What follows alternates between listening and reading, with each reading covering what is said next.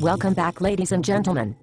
Tonight we are joined by Dr. John McHugh, a community urologist from Gainesville, Georgia and author of The Decision, Your Prostate Biopsy Shows Cancer. Now what? Dr. McHugh, welcome. Sarah, thanks so much for having me. It is an honor and a pleasure. First, let me say, Dr. McHugh, you look like Larry King in many ways. Have you been told that before? No, I have not. Actually, the Larry King character is the only one that is free on the extra normal text-to-movie site that features you in an interview-type situation. I am told that I look like Superman or Christopher Reeves. So back to your book, The Decision. What compelled you to write it? It started with the irony that as a doctor who treats a disease and gets the disease himself. A urologist with his own disease, so to speak. It was weird.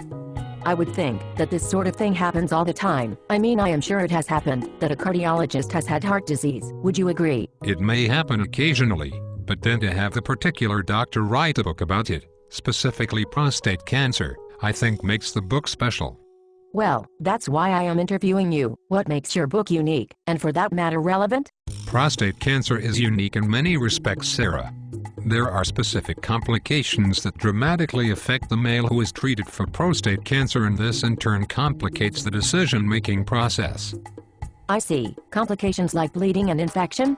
Well, you do have that to worry about, but I am talking about issues that strike right at the heart of the male ego, namely problems with how they urinate or taking away a man's sexual function.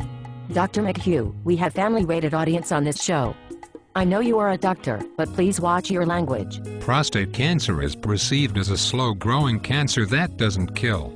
This misconception and the potential for the complications I mentioned leads the male to make decisions based more on the ease of treatment rather than the best treatment to cure the cancer.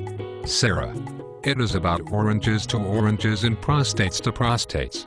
I am well aware of the issues related to the treatment of breast cancer and the devastating effect it can have on a woman and her family, but I must confess, prostate cancer being this complicated is news to me. It is a disease of old men, is it not? You are not alone. Hence the book. Touché. So, what makes your book different? I searched prostate cancer on the internet as part of my show prep for this interview, and there must be thousands of books on the subject. Tell me, Dr. McHugh, why should I buy your book? Here is the deal, Sarah.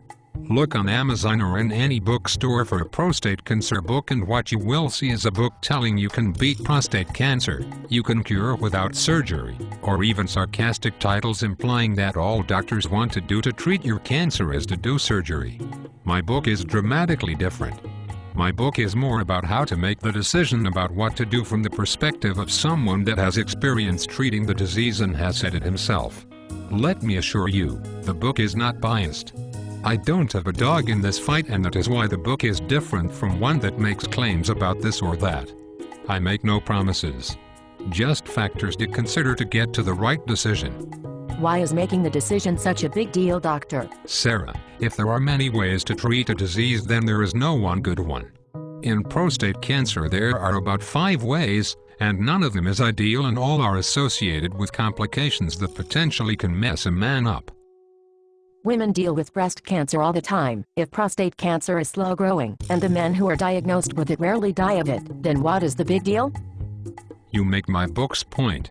Misconceptions about prostate cancer promote men making wrong decisions for the wrong reason. Men die in their 50s sadly too often from prostate cancer. There is a dual nature to prostate cancer. The patient needs to know the specifics of his cancer and make decisions based on that. I asked you earlier, what makes your book unique, doctor? Tell me more. The book deals with methods to use in the decision-making process. I have developed a decision worksheet that outlines all of the necessary information to consider before making the decision.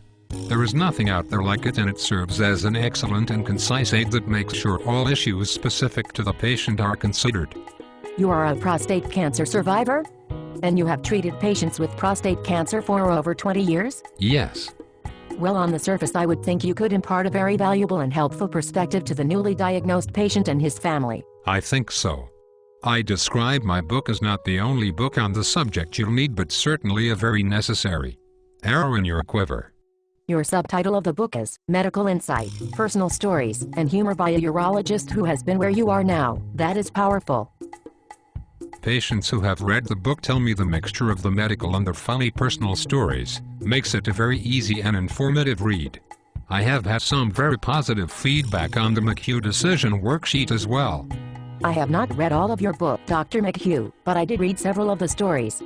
Several things jumped out at me. For instance, the importance your wife played in your journey. As well, I noted you dedicated the book to her. That is so sweet, doctor. The partner of the prostate cancer patient is very important. Remember, his ego takes a huge hit. I leaked urine for 3 months and it took several months for sexual function to return. If you don't have a supportive and understanding wife, it can be a very difficult situation. My wife was a very beautiful and supportive person for me after my surgery and my prostate cancer journey. Tell our audience a bit about the "who are you" factors that you so aptly describe in the book. What makes the "who are you" factors so important is that it customizes the decision to the particular patient and it places all the issues peculiar to him in the forefront of the decision. In regards to prostate cancer decision making, it is not about doing what a friend did or what your Uncle Bob did. Very interesting, Dr. McHugh. We appreciated you being on the show. Oh, by the way, I hope you are doing well. Thanks for asking, Sarah. In the areas that matter, that is sexual function, control of urine, and a negligible PSA, I am doing very well. Anything else before we go to the break? Thanks for having me on the show. Your viewers can follow my blog at theprostatedecision.com.